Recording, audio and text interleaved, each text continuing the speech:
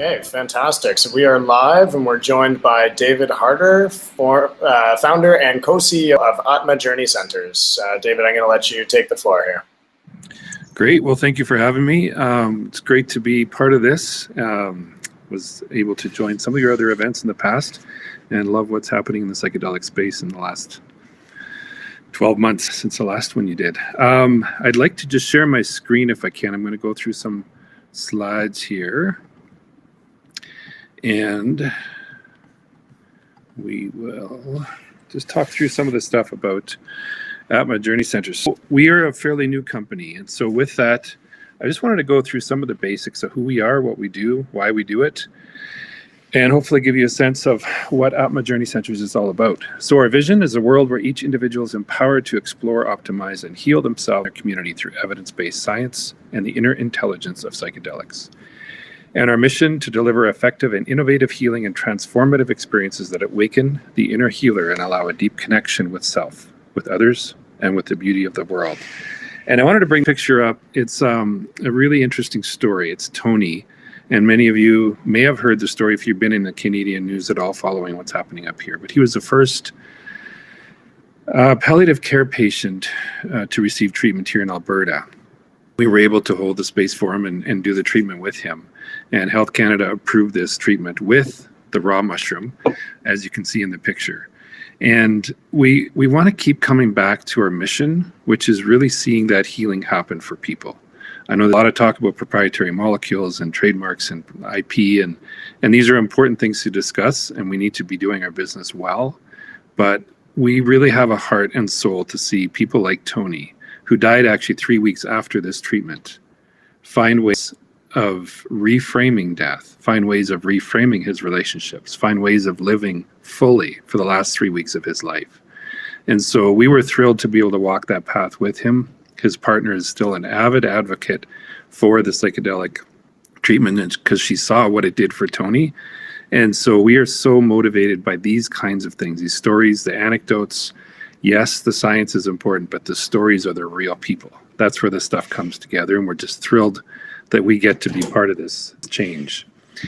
So I just want to go through some slides here. The problem, these are not new. Many of you have done all the study and the research on this, but we're just going to jump through these fairly quick. The problem with the mental health that's happening, a lot of these are Canadian stats, so if you're from other countries, they may or may not apply. It can be directly correlated, i.e. US, just multiply times 10. Primary healthcare costs to Canadians is growing exponentially, especially with the pandemic happening. And what it's happening even in age-related people and how ages are struggling with mental health, depression, anxiety, PTSD. And the current approach is not working. We've seen this over and over where the traditional antidepressants, while they can pull people away from a ledge, they're not solving the root problem of mental health issues. So we do believe changes on the horizon. The current healthcare costs are unsustainable. We know that. It's a massive increase in what has been spent on mental health. If you talk to health insurance providers, they will tell you that it just keeps climbing. It used to be whiplash in car accidents that a lot of people would claim, and now they're saying 78%, one of the companies I spoke with, 78% of their insurance claims for ongoing issues are in mental health. So there is an opportunity. There's a business opportunity. There's an opportunity to help people, and they can, I believe, with ethical considerations, align in a beautiful way. So our solution is we believe psychedelic medicine in therapy works. We've chosen those words carefully, in therapy. We don't believe in the magic pill effect of just go trip in the forest and you're going to be good. We believe that with proper care and with good therapists, that these meds exponentially grow in their efficacy. And resolving the problem and not covering it up. Most of the traditional therapies are about covering up the problem, muting down the symptoms, whereas psychedelics, as you know, can help raise that awareness. And so we're looking at a comprehensive treatment approach. Our whole mission is kind of to be a disturber in the industry, is how we see it. Is there's a big trend towards how do we shorten the time of the treatment? How do we create an in and out clinic treatment protocol? People can be in and out between lunch and the hair appointment that they have at 3 o'clock. We're saying we need immersive, deep therapy approaches that actually dive in with time and with therapists over a period of time to really help that person reach back and heal that often childhood trauma that is at the root of many of these mental health issues. So the current journey path that we have starts with the medicine breakthrough. So we obviously do screening, pre-therapy analysis, what's happening in the person, and then go into the medicine therapy. And then starts the integration, the self-healing, post-therapy, support systems, home programs. Brilliant that we can able to work with a company like MindCure, which you're going to hear from right after this, who are developing tools, brilliant tools to connect therapists with the clients so that that integration part can be done in a way that is exponentially more effective, and there's accountability with the therapist. And then community and growth. If you've read any of Francois Bat's work or many of the other writers on this and the more traditional shamanic approaches, it's not just a one and done therapy program. It's working with community, it's finding your people, it's finding ways to get out of often social and family situations that are not conducive to healing and to health, and finding people in community to do that with. And so we're working with a protocol that will involve not just the solo group journey with, or the solo journey with a therapist, but also with group medicine ceremonies. So come together in nature and find ways to get to the bottom of their healing. We have a different model than most. We're not shooting for the moon with IP or with proprietary tools. We are kind of want to be seen as the little engine that just keeps chugging. We're purchasing, acquiring retreat centers, hence our name, Journey Centers, that are currently profitable. So we are already not waiting for 2 years from now for something to happen. We are already currently running events or running retreat centers that are profitable. So our Canadian Retreat Center, just north of us here at Rocky Mountain House, is our first acquisition. We'll be fully taking over in June. And our goal there is to be able to offer the therapy as it's brought on. But prior to that, it's already an operational, fully functioning boutique hotel.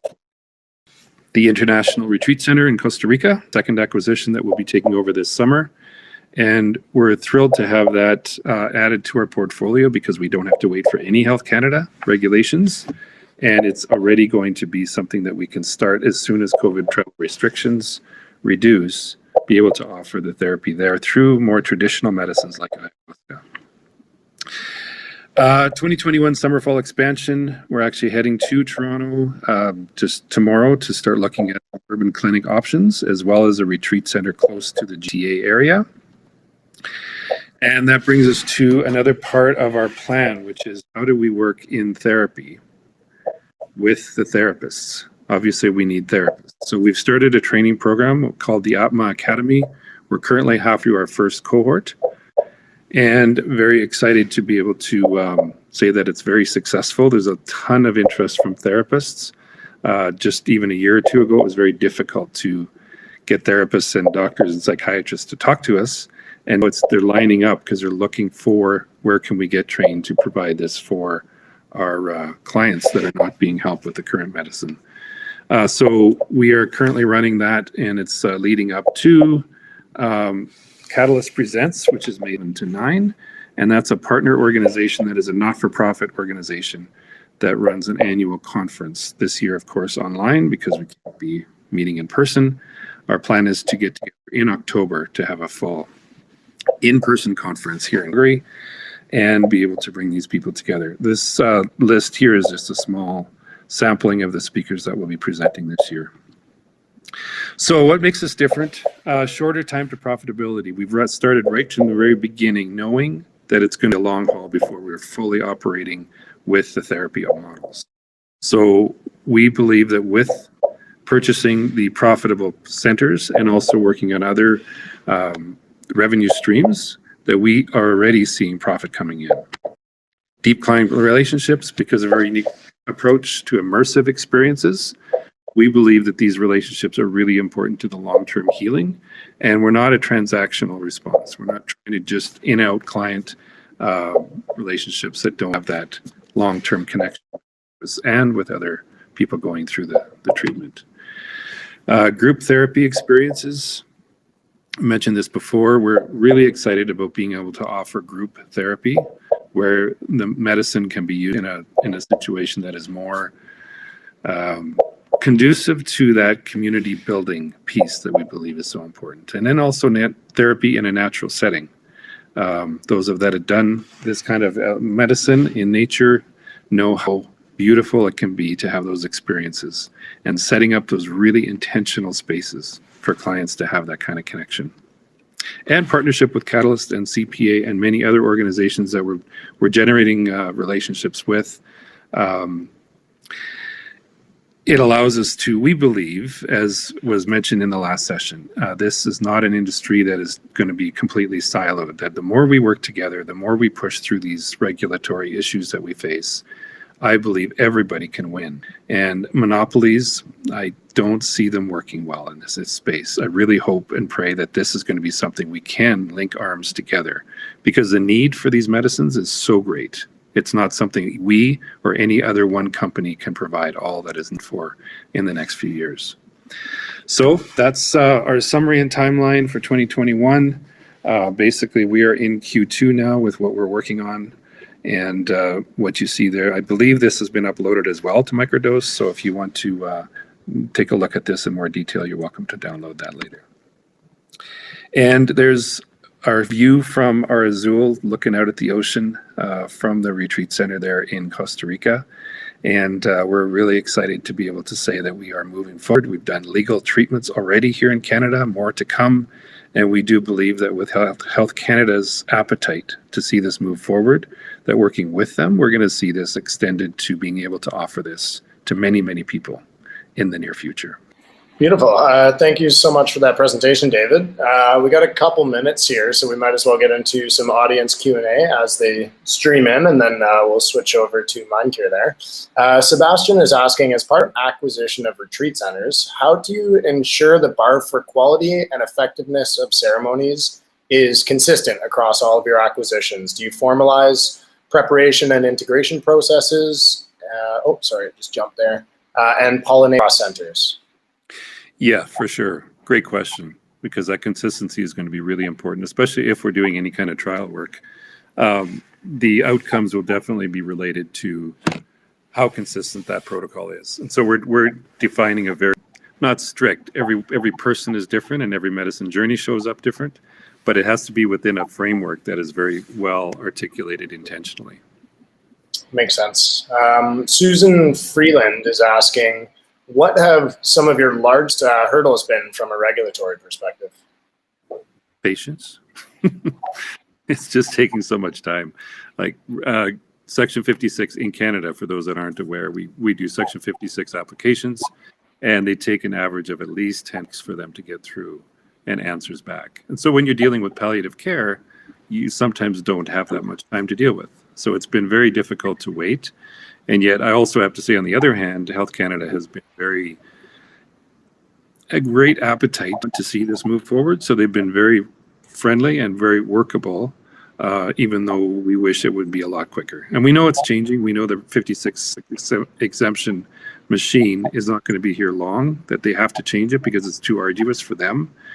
So we're trying to work with them to help them find to open that up in different vehicles for that to happen.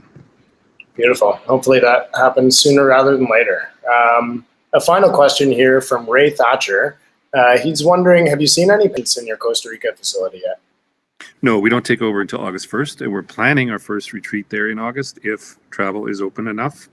It depends on obviously the COVID travel restrictions that are currently in place. Canada, we have to quarantine for 2 weeks, etc. You know, all the drills for that. So at this point, we are optimistic that we're going to see this open up for August, at least by the fall. But as soon as we're able to do so, we're going to do that. Beautiful. Okay, one last question because it just popped up from Mo Kang. Will the cost of beautiful therapy centers be a barrier to some patients? Obviously, yeah. And so that's where we're looking at how do we find ways of, even with Catalyst Conference, we have a scholarship fund for people that can't afford the treatment, finding ways that because it's a not-for-profit and money we raise through the conference will be used to fund people through ATMA or other facilities that are providing treatment for people. Beautiful. Love that. We look forward to supporting you through the Catalyst Conference as well. That's coming up, is it May 5th to 7th, I believe?